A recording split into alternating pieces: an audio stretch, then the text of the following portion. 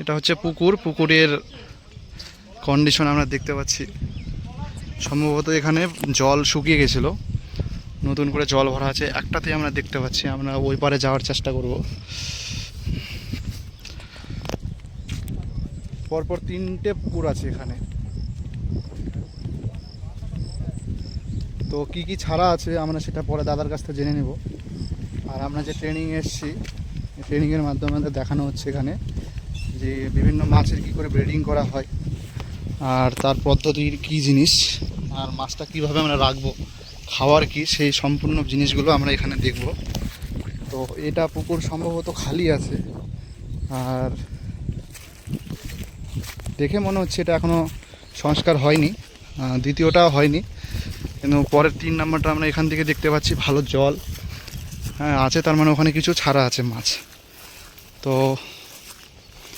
আমি যে আমার নিজের পুকুরে যেটা করছি সেটা এই প্ল্যানিংটা করতে যাচ্ছি যে এই যে যেরকম জাল দিয়ে ঘেরা আছে দেখতে পাচ্ছেন আপনারা, এইরকম আমি জাল দিয়ে ঘিরে আমার পুকুরে করতে যাচ্ছি। তো সেই সিস্টেমটা কীভাবে করব আমি অতটা জানি না, জন্যই আমি আজকে এসেছি দেখার জন্যে।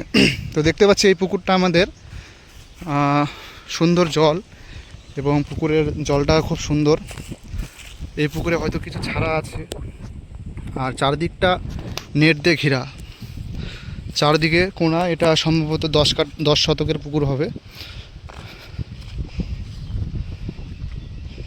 তো সম্ভবত এখানে শিং মাছ, মাগুর মাছ ছাড়া আছে। তো কী করে এই জিনিসটার পদ্ধতিটা আমরা একটু জেনে নেব। আর প্রথমে চারদিকটা আমরা দেখে নেই যে এখানে কিভাবে মাছ ছাড়া হয়েছে, আর পুকুরটা চারদিক থেকে কীভাবে জাল নেট দিয়ে ঘিরে ফেলা হয়েছে, যেন কোনো এখানে অন্য কোনো পাখি বা যে কোনো কিছু যেন তাড়াতাড়ি এখানে না প্রবেশ করতে পারে। তো এইভাবে দেখো, এই যে একটা খুঁটি সাইডে লাগা, এই তারটা এটা হচ্ছে প্লাস্টিক তার, এই যে ঘেরা, এটা হচ্ছে বাদাই জাল যেটা আমরা বলি। বাদাই জাল দিয়ে পুরো সাইড ঘেরা আছে, কেন যেটা সাপ, ব্যাং, বিভিন্ন পোকামাকড় আটকানোর জন্য এই জালটা দেওয়া আছে। এই সাইডের জালটা এটা বিভিন্ন সাপ পোকামাকড়ের জন্য দেওয়া আছে। আর এই জালটা যে আমরা দেখছি এটা যেন কোনো পাখি বা কিছু যেন প্রবেশ না করতে পারে জলে, তার জন্য এই জালটা।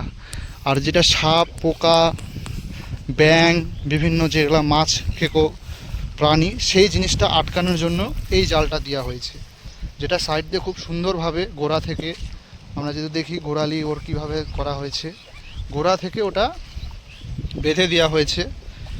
আর ওটা অনেকটা দূর, পুকুরের ডিস্টেন্সটা আমি দেখতে পারি। এখানে যদি আমার পুকুর হয়, এই যে পুকুরের জল, এখান থেকে একটা বড় একটা ডিস্টেন্স নিয়ে পুকুরের লাস্ট যে ধার পড়ছে এটা হচ্ছে পুকুরের পাড়ের থেকে নিচে, এই যে নিচ, পাড়ের নিচ, তারপরে এই যে আমরা জমি দেখতে পাচ্ছি, জমির উপরে এই জালটা বেঁধে নেওয়া হয়েছে। কেন?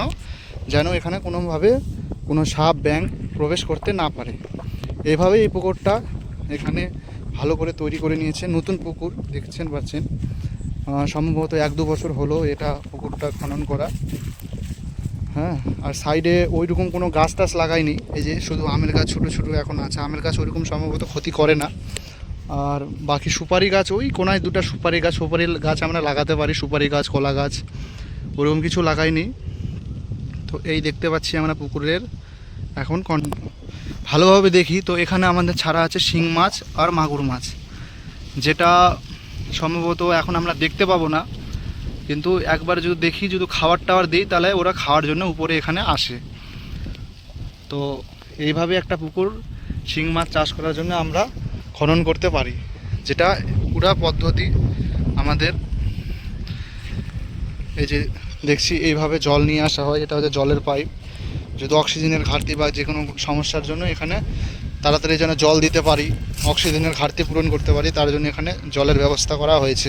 বা পুকুরের থেকে জল শুকিয়ে গেল, সেই ব্যবস্থার জন্য এখানে পাইপের ব্যবস্থা সব কিছু করা আছে।